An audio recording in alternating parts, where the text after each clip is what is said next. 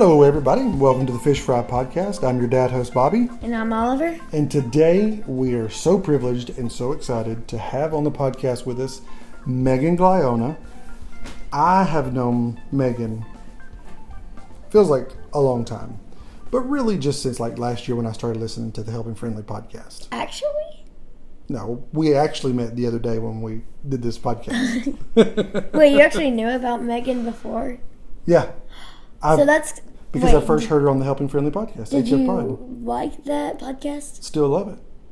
Oh. It's one of my favorite podcasts. And so, that's crazy how you got to meet one of the co-hosts. Right? That's why I was so excited to have her. And we got to do an interview with her. So let me tell you a little bit about Megan.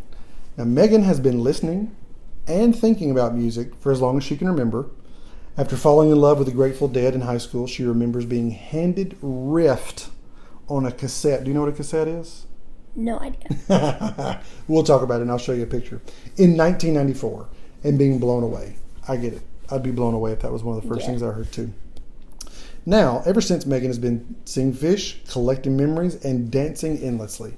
In 2021, she joined the Helping Friendly podcast as co-host and loves talking about Phish with fellow Phish nerds, interviewing musicians, and recording live podcasts at Osiris Media live events.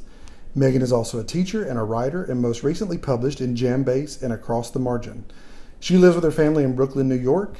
You can follow her on Twitter and Instagram at _Megan_dance. And she's a really fun follow. The Megan Dance. Yep. The Megan Dance. The Megan Dance.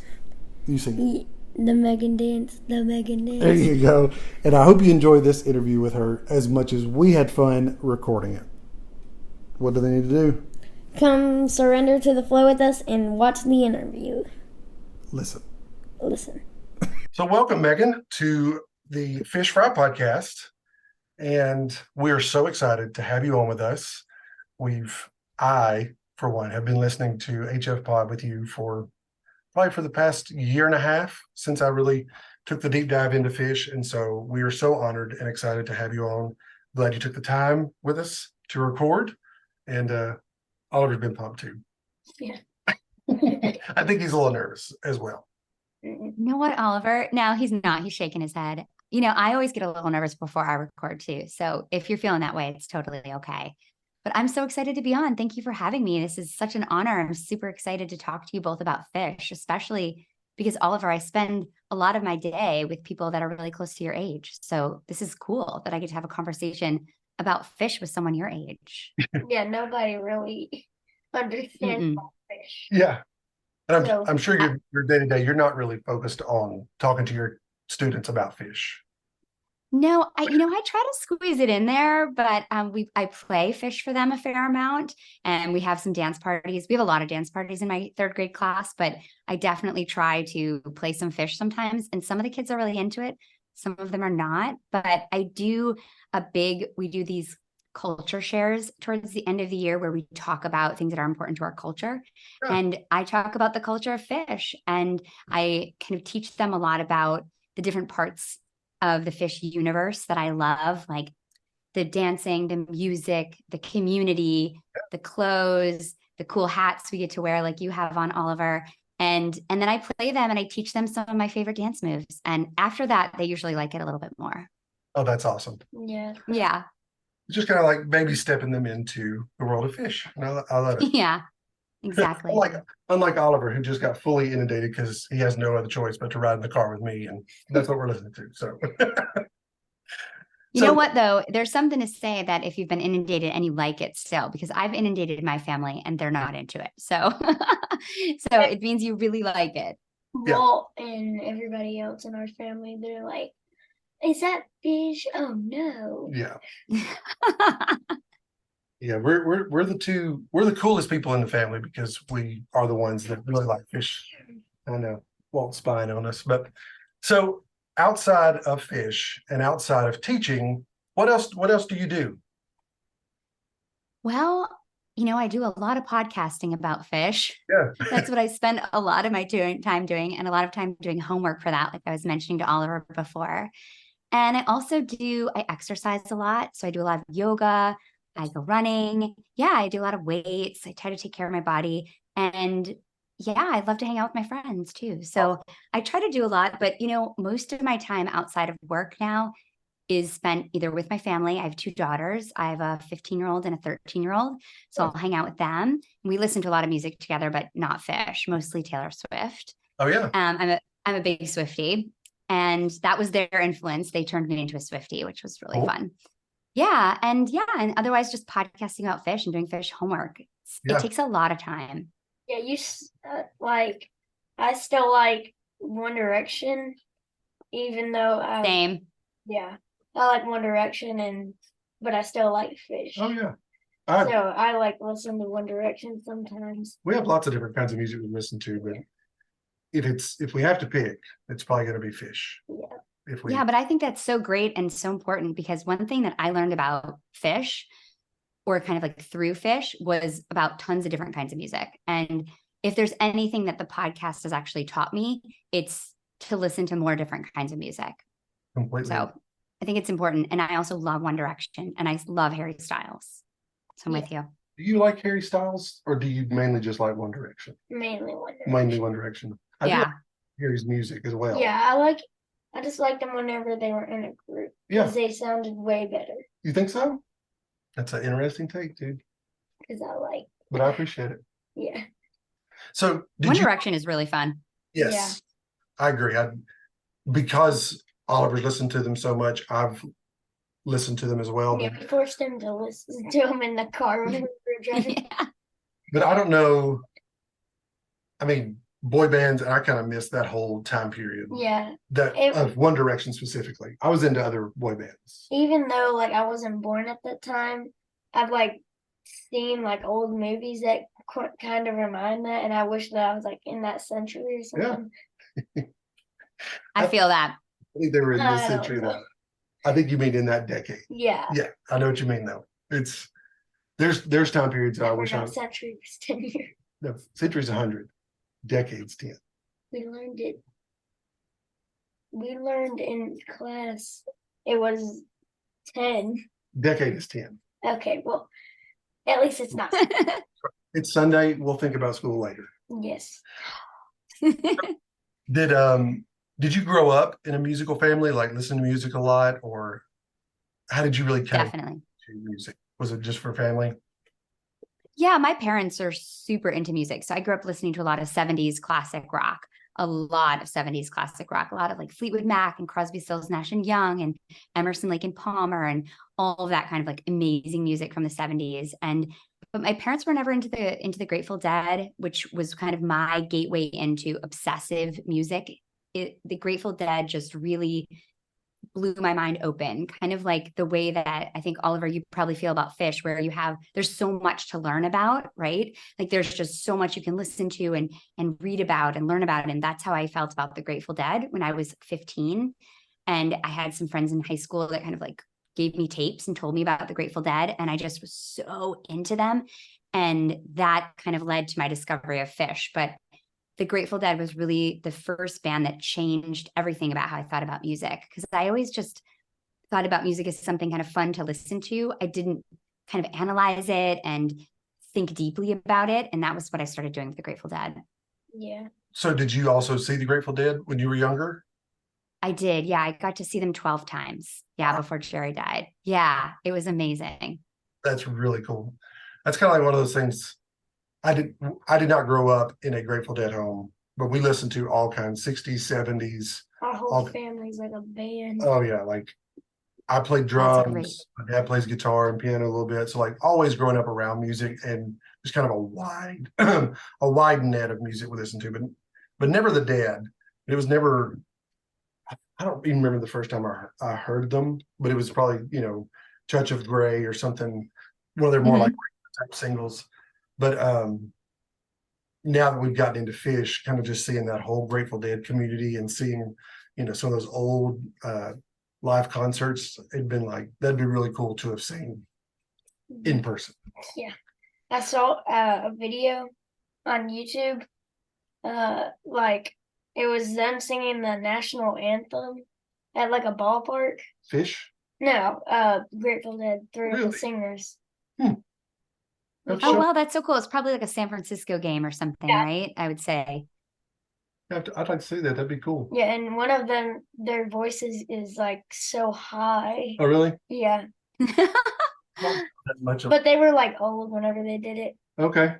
So Yeah. That's kind of when I saw them too, Oliver, was when they were pretty old and not doing that great. At the time I didn't really know that. I was just so happy to see them that I didn't really care. But listening back, it's not the best version of the Grateful Dead, but I was so excited to be there. Oh yeah. I feel like with the Dead and even with Phish, people are going to judge the music in the concert no matter how good or bad it is. But it's to me, it's more the experience that you're getting when you're there.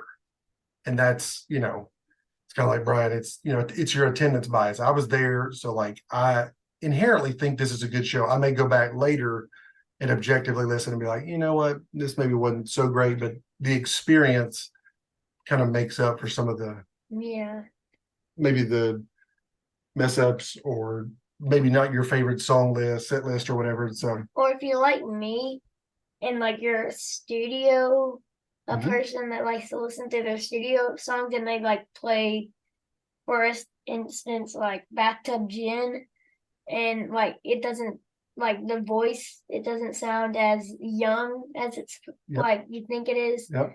That's sort of how I felt at the live concert, but then I was like, and I got used to it because this is my first live show. Yeah. So, because I don't listen to live much. Yeah. Not until probably the past few Because the months. jams are so long. I don't even know what song I'm listening to. Yeah, that's so interesting. I think I felt the same way, Oliver, when I first started listening to Phish. I was really into hearing more songs and less jams. And Yeah. now I like more jams because I've heard, do you? Because I've heard the song so many times. And now I kind of want to see what they can do beyond that. But I think that's really interesting that you've already kind of started shifting that you're the way you're thinking about that. But it's really interesting because when you go to a show, we talk about this a lot on HF Pod, you always have a good time, right? Like the shows are so fun. So for me, I'm always having a great time. This summer I saw some shows in Wilmington, North Carolina, down in the South, and they weren't like the best Phish shows, they said, but I had the best time, just because I was with friends and I was outside and my parents lived there and my dad dropped me off at the concert, just like I was 16 years old again. It was awesome. So I think there's a real beauty in that you can go and have the experience and then you can go back and listen and analyze the music in a different way later. Yeah. Yeah. And I've read some people's post about attending versus listening to their Phish shows, that some people won't go back and listen to it for a while, like give a lot of space from, I was there, I'm not going to listen back to it for a while. And then other people are like, let's put it on Live Phish as soon as we get in the car and re-listen. Yeah. That's what you did. That was me. Like that Sigma Oasis that you like. Yeah. As soon as I could listen to it, I was listening to it.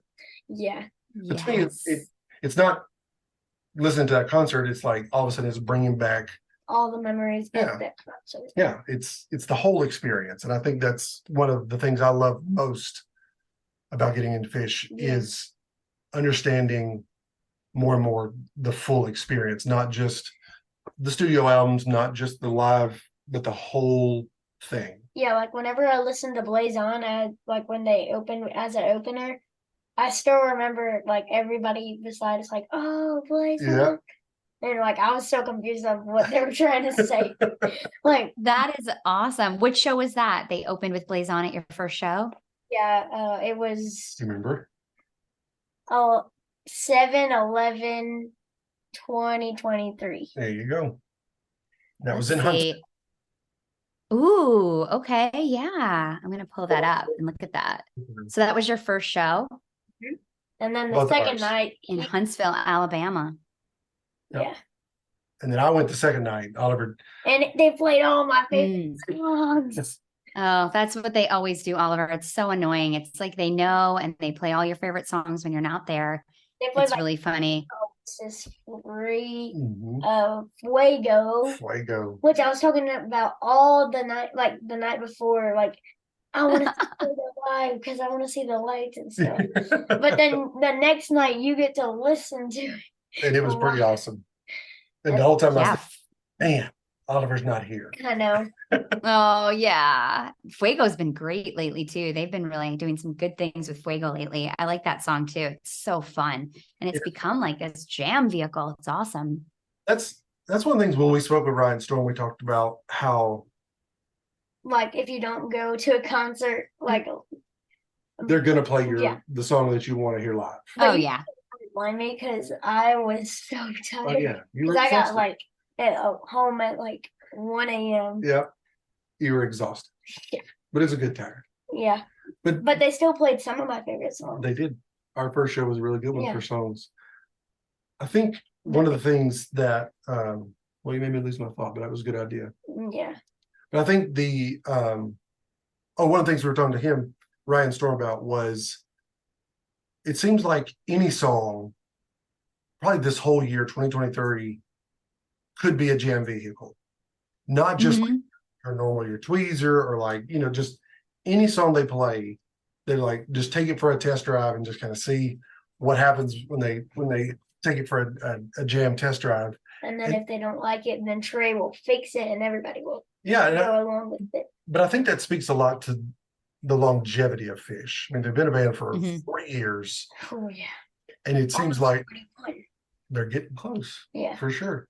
It seems like any song, they can jam it, whether it's a first set, second set, encore, you know, any song from their repertoire can be jammed out.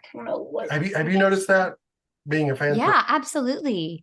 Yeah, I mean, I think that's so exciting. And also because they're always creating new music, you know, some of the biggest jam vehicles this summer were brand new songs. You know, you think about like The Well and Oblivion, these songs are brand new and they're becoming these huge 20-minute jams already. You know, I think that Phish is just in a place where they can tap into that improv so quickly in a way that I don't think any other band can.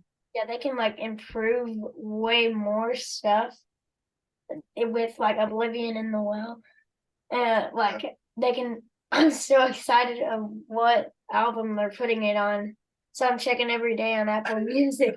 What album are they like? Have they released them or something? But I love that, Oliver. I was just thinking about that the other day. I was thinking, I wonder if they're gonna put out an album next year, and it would be so exciting because they have so much good music to put on there. So I agree. That would be a pretty cool album, kind of dark too in some spots. That'd be cool.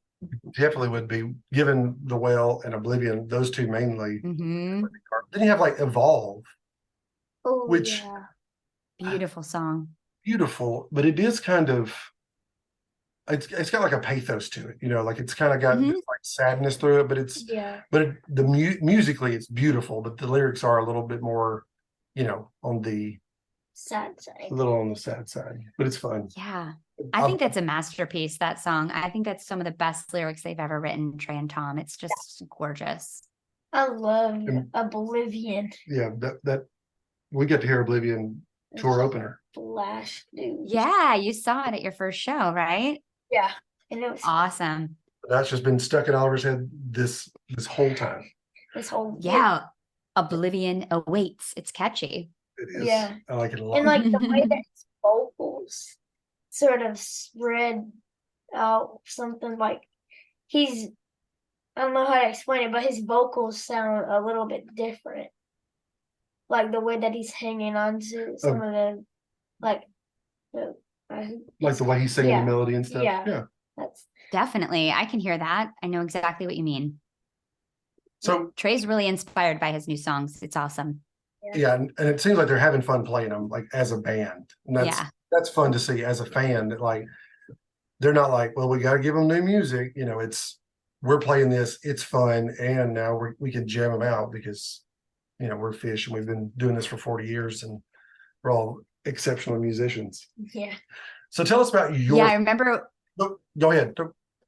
I was just going to say, I remember when they finished playing The Well one time this summer and Fishman said, can we just play that again? That was so great. That's awesome. It's good that they've been around this long and they're still inspired and still having fun. It's just like, really temple. Yeah, because the opposite would be awful. That they feel like they have to travel and they have to play. And you know, saying like, it's not a drudgery to them. it seems, and I love that. But I do want to hear about your first Phish show. Okay. Yeah, absolutely. My first Phish show was actually in Grand Rapids, Michigan. And I always forget the exact date. I think it was 11/14/1994. Let's see. It's either the 14th or the 18th. Yeah. Okay. It's the 14th. I was right. So it was in Grand Rapids, Michigan, which is where I grew up. And it was at this little theater. Well, it wasn't little. It was kind of a theater in town where all the Broadway musicals would go to when they would come in town to tour. And it was just, I was 18th row or something. And it was unbelievable. I was totally blown away. I had been listening to Rift for a little while. Someone had given me Rift. That's the first album that I ever heard. It's my favorite Phish album just because it was the first one I ever heard. And I just couldn't believe how, it was like this concept album. It has this beautiful art on the cover. It was this whole story. And all the songs just had such a unique sound to them. And one thing that I really loved about Phish, which was different than the Grateful Dead, was this energy and this interest in connecting with their audience. So when I went to the show and they opened with my friend, and it was so crazy and like energetic and wild. And I just thought, like, who is this band? And the whole time they were looking at the audience and just kind of like getting feedback from us and like vibing with us. And I couldn't believe that a band was so engaged with their audience. When you see the Grateful Dead, when I saw the Grateful Dead, especially, they were older and not very healthy, some of them.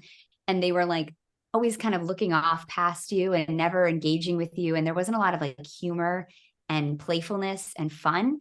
And seeing Phish just was so much fun. Like, here are these guys singing. Yeah. What were you going to say, Oliver?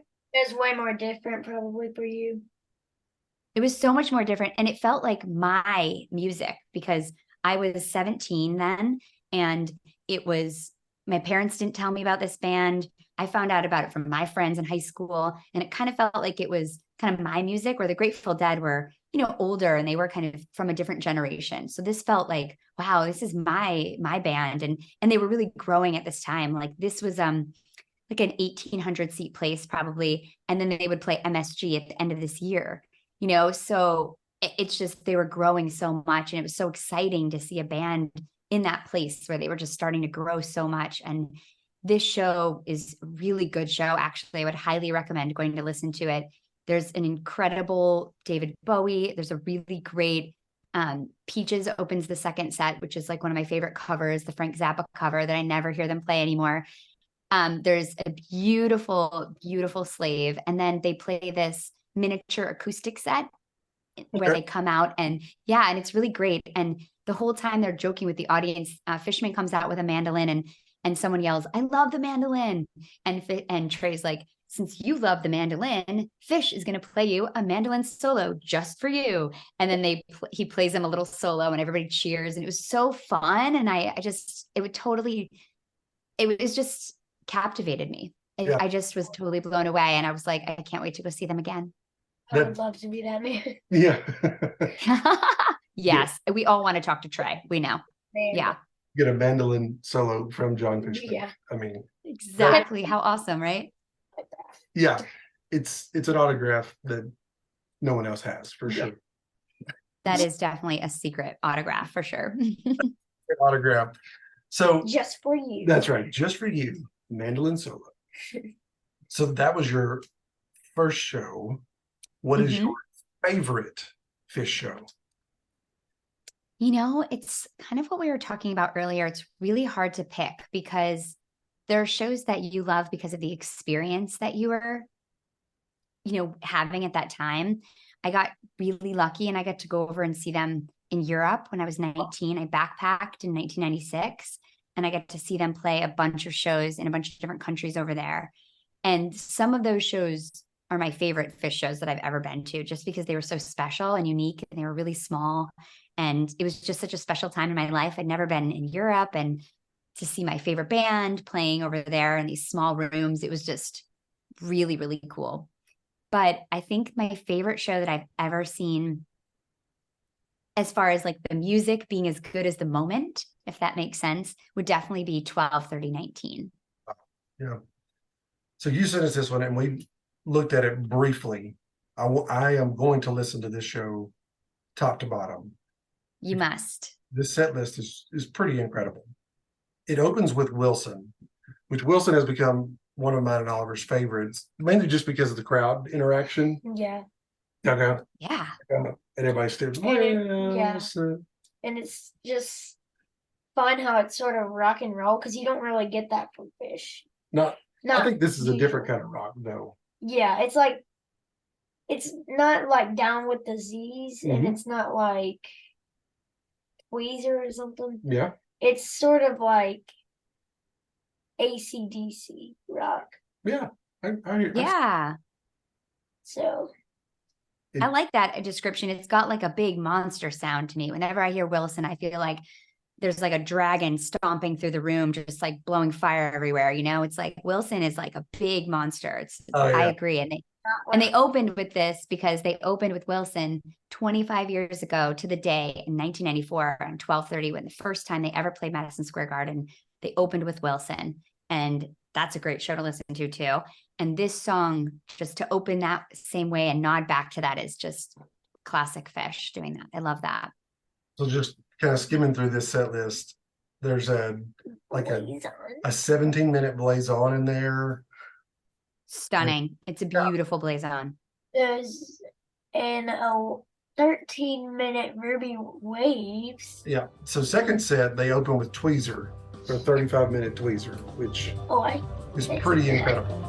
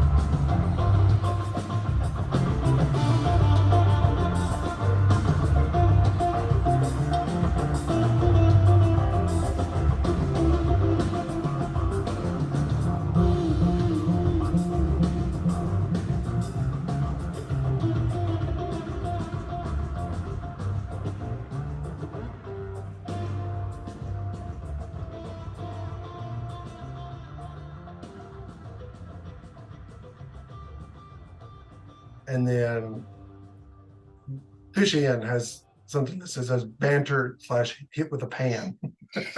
So I got to find out what that's all about. Then they go into a 13-minute Ruby Waves, Steam, which I really like that song. I think that's it's grown on me a whole lot. Then they go back into Tweezer and then back into Ruby Waves, close out with a Slave to the Traffic Light. That seems like a pretty solid second set. Yeah. I mean, it's a masterful second set. The tweezer is one of the best tweezers I think of all time. It is really, really beautiful. I was on the floor at Madison Square Garden. I've been at Madison Square Garden a lot, but I'd never been on the floor before until that night. And I'm short, so I can't see very much, but I'm okay with that because I really just like to dance. And all during this tweezer, it goes into this, like, it goes through a lot of different sections. It's truly beautiful music. And it gets to this point that's really beautiful and quiet and still. And all the lights were really blue. And it just felt like we were in like just a kind of a wash in these blue lights. And it was a moment I'll never forget. And then they play this Ruby Waves. Oh, and the story that he tells is a story about when they first played at MSG 25 years ago. And they make these kind of jokes about getting hit with a pan. And it's kind of like a really silly, like old school Phish banter moment.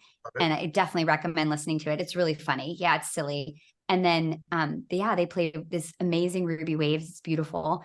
And then they kind of play after Steam. They play again with the tweezer and the Ruby Waves, and they find them. You've got like there's like the really great crowd engagement in this tweezer. Like at the end when they're doing that, like we were chanting like "Let's go Phish," but it's like I grew up in Michigan, so it sounds like the U of M chant "Let's go Blue." But they play that. The audience is screaming. It's really, really special. It's really fun. And yeah, a beautiful, touching slave to close. And then they come out with the encore of rock and roll. Just, just what you want to hear after like a perfect set with deep jams. Yeah, I'm really looking forward to listening to this one. I know I haven't listened to this one yet, but we for sure will be diving into that because it's got a lot of really good songs on it. If you have, I would bump it up to the top of your list. The Ballad of Curtis Lowe and Karina, two gorgeous covers that they don't play that much, and they're just absolutely beautiful. They match the moment because Blaze On, like you said, is 17 minutes, only overshadowed because of this tweezer, but it's really great jam. Like it gets somewhere really interesting. And then they play this really quiet, beautiful Karina after, and Paige sounds lovely. It's great. I feel like the first time I heard Karina was, did they play it fall of this year?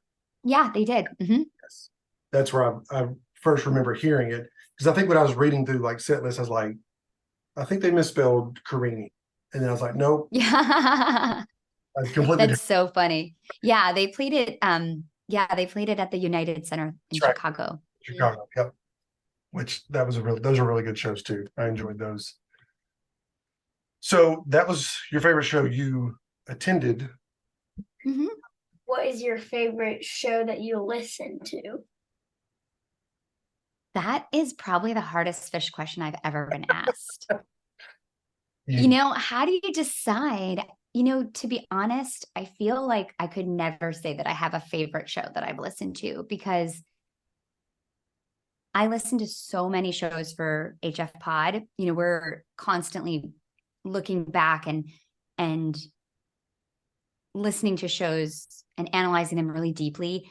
And then like this week we did 2013. And so I listened to the show that we're going to talk about, but then I also listened to a ton of 2013 Phish. And I just always find moments in all these different shows that I just fall in love with. So for me, I don't really have one show that I've loved to listen to, Sure. But it's usually just, I find so many moments to love in every show that I listen to. It's just one thing about Phish is just, it's a Pandora's box. You can just open it and you're never going to run out of things to listen to. It's so exciting. It's overwhelming sometimes, but it's really exciting. I agree because we're just now really finishing up the studio album, so now we're listening to live albums. We're going to be talking about that, and it's like there is so much, like so many different shows to listen to, and then inside of one show, you'll get just like beautiful bliss jams. You'll get real quiet moments. You'll get scary evil Phish. I mean, you can have all that in one. You could have calm Phish. Calm Phish, yeah. Yeah, love that. That's the best. Sometimes you can get space fish for sure. Yeah, we got a little bit of space fish in Huntsville. I'm surprised they didn't play Light though. Yeah, that's a fun one. Ooh, that's a great song. Good jams on that song too. One day. It's like you're floating in space. Yes, I love Space Phish too. So can you tell me, so you didn't grow up listening to Phish then? No. Bobby, when did you get into Phish then? So I was working at a a sound shop where we rented out speakers and audio equipment. And one of the albums that we used to demo speakers was Billy Breathes. And so we had Billy Breathes, Daft Punk's first album, and then what's the other name of the band? They did a Live in America. No, I'm drawing a blank. But we had 3 albums that we demoed speakers with. And Billy Breathes, gosh, one of the first, and it's just what I listened to, and I end up making a copy of the CD because like I love this sound. It is so different than anything I've heard. And so listen to that, and that was like my only exposure to Phish, other than one time in like 99 or 2000. I was living back we had just moved, and I think it was the Austin City Limits that Phish did. I'm trying to. Oh, okay. That's the closest I can come to because it was on TV, but I don't think it was VH1 or MTV. And I just remember seeing in my brain, what I remember is the Farmhouse logo. Yeah. Like kind of a pan shot from the logo to the stage. And I was like, what is this? But it didn't catch me enough at that time to like stay and watch it. So technically 99, 2000-ish there, but then 2005, 2004, Billy Breathes, and then listening to music, listening to their stuff, not really diving too much deeper other than like bouncing around the room, or that's about the only one I can really remember past that. And then there's another podcast I listen to that's a tech podcast. All they do is talk about Apple computer stuff. And one of the hosts of it is a huge Phish fan. And he talked about the show in, I guess it was New York, like in 2021. I was like, you know what? I need to get back and listen to some more Phish stuff. And then found HF Pod, Undermine, and the Undermine series that I joined in with was the Baker's Dozen when they did. Such a good series. And I was like, okay, I've got to find this and listen to this. And so that was all she wrote. So a new-ish fan, deep fan. I love that. And that's so exciting. I love to hear that. It's just, it makes me so excited for kind of like the future of the band, that people can still kind of like discover them. This band that's been around for so long, you know, that's so awesome. Yeah, it's so interesting because some people that we've talked to about our podcast have been like, the band Phish, and I'm like, I said, yeah, they've been around since like 1983, and they're like, well, what style is it? And I'm like, well, it's a lot of different styles, but primarily, you know, rock jam type band. But I said they've done lots of different things. So it is interesting that 40 years in, people are still discovering and still like getting in super deep, not just like, oh yeah, I've heard some of their stuff and move on. You know, it's like you can actually take the trip with them. It's like a journey. It really is. You don't know what you're gonna do sometimes. Like you listen to Phish, and then you think that you're not gonna join along with them, but then whenever you hear a new song, you're like, oh, Yeah. and then you're excited to hear another song, and then you keep going into. Exactly. That's so awesome. I love that. Do you have any other people your age, Oliver, that like Phish? No. Yeah. I think that's pretty common. Yeah. I've never met a student. I have students that like it because I like it because they like me and they're nice. But I've never met a student who is into Phish on their own yet. Yeah. But I have some parents. I always have parents in the class. Like this year, I have 2 parents in my class that are Phish fans. That's cool. Which is kind of fun. Mm-hmm. Class. Yeah. Like, I'm actually surprised that, because like somebody in my class, they said their parents know Phish, but they don't know, like the kid doesn't know who like Phish is. So I'm surprised that the parents don't tell kids about Phish like you did. Sure. With me. Or it could have just been something for safety, because like they say some language. Yeah, I do. But it's going to be in the world. And it could be that the parents aren't big enough fans to be like, that's true. Hey son, hey daughter, listen to this. You'll like it. You know what I'm saying? They may not be. Phish's greatest hit. That's right. Here, this is Phish. One of the things we talk about usually when we've done the studio albums is would this be an album that you would give to someone if they'd never heard of Phish? And so most of the albums that we've listened to of the studio are like, no, I wouldn't give this to a, indoctrinate. Like, this is Phish. Here you go, listen to it. Yeah. There's only like 2 albums. Like I think there's been 2 of the studio I albums think that we the talked Lawn about. Boy, I said. You said Lawn Boy. Because I put Mm-hmm. 2, which was Bouncing Around the Room. Yeah. And I think the last one I said was probably Fuego. Oh, yeah. I think I said that. And I also said Billy Breeze. Yeah. I do think Billy Breeze is one that you That's a can. good start. And Farmhouse. Yeah. I mean, I think there's several, but Yeah. there's kind of like there might be this one track or something that's like, is this Phish or is this like? So this is Fuego. Listen to it, but skip Wombat for now. We'll come back to that. It's funny about Phish. I always wonder, like, when people ask me to play them Phish and they're not into it, I have a really hard time because they are hard to define. Like you were saying earlier, Bobby, it's not easy to explain who they are and the kind of music they make and why they're special, because so much of what makes Phish special, and you're probably learning a lot about this, is just the universe that they've created, right? And this community and this relationship they have with their fans. And so that's hard to distill and explain to someone in a short amount of time. And I also think that a lot of the songs that are their weirdest end up becoming really charming and something that you actually really love. But when you first hear it, they're weird. I think Billy Breeze is a really great album to play people who might not be into Phish, because it's mellow. It's a little bit more approachable. It has the kind of like jazz feel at times. It's quiet. It's got some really like contemplative lyrics. It's got some really pretty music on it. And I think it's a good album to play for people that aren't really into Phish, I think. Yeah. You don't know. It's technically who you're talking to. Mm-hmm. Like, what kind of I agree. music do they like? If they like rock, give them Down with Disease or something like that. Yeah. If they like slow, give them like Ruby Waves or something. But it's technically who you're talking to. Yeah, I agree with that. What the person likes. So it's so true. It's really important to think about that when you're kind of sharing music. It's like, would they like this? Yeah, which I find really hard because sometimes I play things for my kids and I'm really surprised at what they like. Like my daughter likes the song Shade. And I was surprised that she liked that song because it's kind of sad and sweet, but she loves it. And that's, one of her favorite Phish songs, even though she doesn't really like Phish, but it's never the ones that I think people are going to love. Yeah, like my sister, she does not like Phish at all. The only song she likes is Farmhouse. So I don't know why, though. I think it's a great song. Yeah. I don't know why she would like it more than me.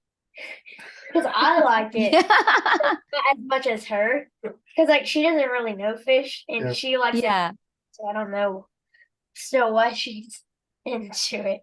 But she also... I love that.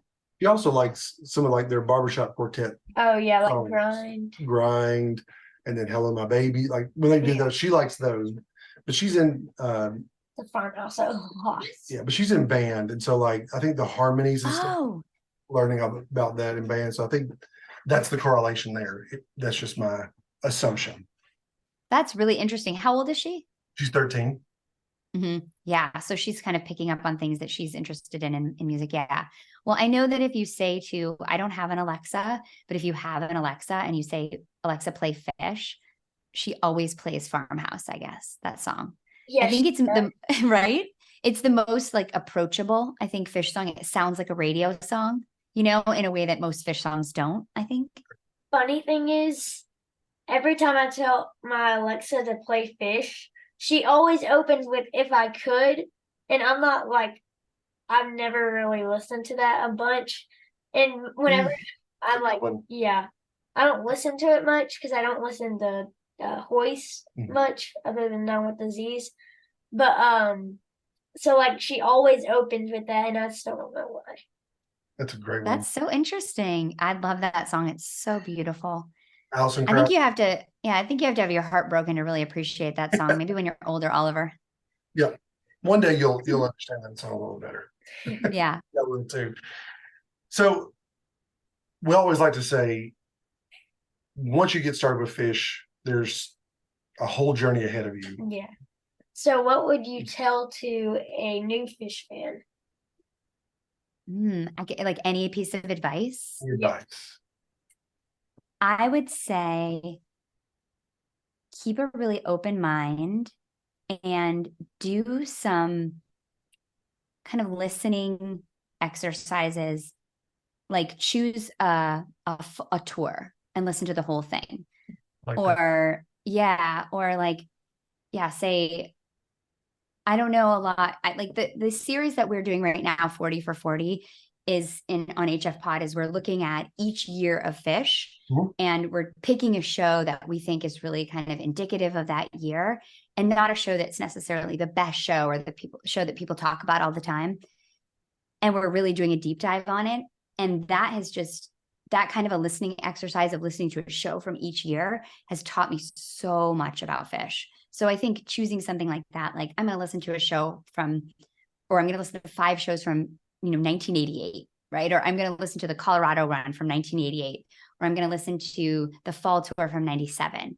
I would pick like some of these things that you've heard about and just listen to that like straight through, because then I think you get an idea of like what their sound was then and how they've changed. And you can hear now when you listen to them, current Phish, the influences from all the past tours and the past shows. So that's been the way that I've learned the most about Phish. And that has really come because of the podcast. Before I was on the podcast, I listened to Phish all the time, but it was really haphazard. I just would listen to anything, it wasn't like focused and I didn't have a plan. And now that I have kind of more of a purpose and a plan to my listening, I've been able to like internalize a lot more of it. Yeah, everybody like Ryan, Ryan's story. He tells me that like I'm probably the youngest person to have a podcast that he's ever met. And like it's so cool because like we never thought it would get this far where we're having interviews a lot, and like I don't know, by the time we're recording this, a lot over 400 followers, I think. Yeah. We're close. Yeah. There's a lot of people. We never thought we'd on Instagram. There's a lot of people that like you, Oliver. Yeah. A lot of people give you lots of help. One of the things why did you start the podcast, if I can ask that? So I thought we were going to talk about that on the other. No, not the name. Why we started it. Oh, okay. So we wanted to start it to like introduce other people to Phish that don't really know it, and like give them what we think about Phish, and go over albums that they might have not heard of or not thought about much. And so we just thought of a fun name to name it Phish Phry. Well, I was listening to Phish. Oliver started listening to Phish. And then one day he was talking to me about it. And I thought what he was saying was pretty interesting, especially for being 9 at the time and, brand new to like have like a kind of favorite band. And so I was like, what if we just like talked about it and recorded it? Yeah. And he was like, I was like, would you be open to that idea? And he goes, yeah. And so it was so fun. And so we did, and it's been a lot of fun. Yeah. These are our last 2 questions. They're kind of loaded questions. So in your opinion, what's a great studio album to start with? Just a general album. I think you kind of answered that earlier, but just a general album, an album to start just a general fan, not knowing their musical preferences. I think I'm going to stick with Billy Breathes.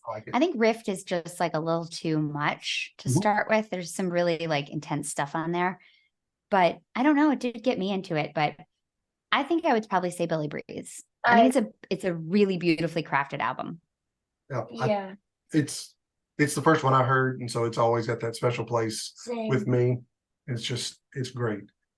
Yeah, you introduced me to Phry at first, and then you started playing Bouncing Around the Room. Yep. So those give me a bunch of memories. I've told Oliver, you could always try Bouncing Around the Room with any of his friends, just because it's fun. It's a real light song. You could always start with that one for someone. So whenever I ask somebody like that, they're like, "Dude, what?" Phish album, and they're like, "What Phish?" Oh my gosh, that's so great. So I just don't want to explain it all to them. That makes sense. Last question. what is a great live album for a new fan to start with? I think the classic answer is just a live one. It's the first one they put out. So that's Phish's idea of what they think the like distillation of the live experience is. That's their first one they ever put out. So that would be like my safe answer, because I think that really is a great place to start. And it showcases them at some of their best live moments from that time period. And my other favorite live album is the Hampton Winston-Salem 97. I've seen that. It's so good. Yeah. It's just a bunch of shows from that fall 97 tour. And it is, wow, that's just, that tour is so famous that they called that tour Phish Destroys America. And it was an unbelievable tour. And they reinvented their sound that year. I love funk. I love when Phish plays funk. I love cow funk. So I'm really into this whole time, fall 97, some of my favorite Phish. And this, I think, box set, it's really a box set because it's like a bunch of albums. And to me, it really encapsulates that time period really well. Interesting. First, whenever you said a live one, at first I was thinking Baker's Dozen. At first, then whenever I forgot that there was a live one, so then whenever you said that, I really agreed with it, because it's such a good live album. Yeah. Because it's got all their classic songs in it. Yeah. Like Bathtub Gin, I think it has.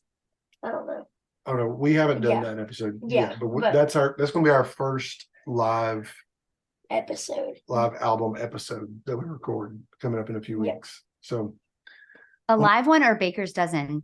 Baker's Dozen. Live one. Yeah. Oh, nice. Oh, cool. I can't wait to hear that. I can't wait to hear what you think about it. It's a classic album. Yeah. Yeah. Ryan, just so you know, you and Ryan are on the same page because he recommended the exact same live album. So a live one. Yeah. I mean, it's the first live album they put out, so it came out in 1995. This is real peak Phish for sure.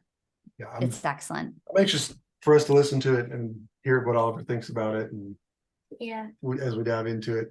But thank you so much for being on with us.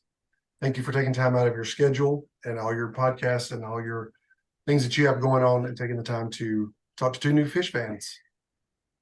Of course. This was so fun. I love this. I love getting a chance to talk to people that are so excited about Phish, especially a kid, because, I talk to kids all day and try to convince them to like Phish, and I don't even have to convince you. This is amazing. It's the easiest convincing you've had to do. Exactly. And will you do something for me? Will you please keep in touch and let me know how your Phish journey is going? I'm so curious, both of you, about how this goes. And Oliver, I want to know, as you uncover all this stuff, what questions you have. You can always reach out to me because I'd love to keep this conversation going. Absolutely. We'd love that too. Well, tell people where they can find you, and we'll make sure we have links to everything in our show notes as well.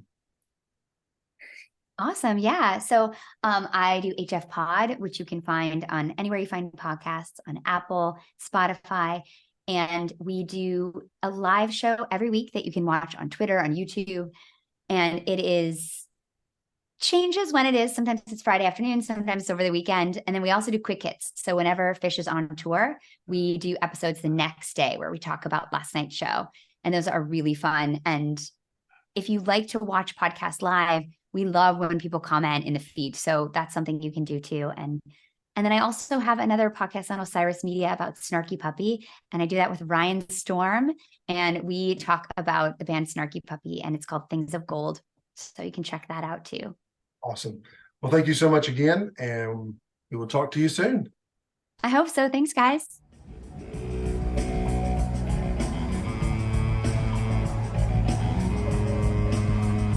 We hope you've enjoyed this episode.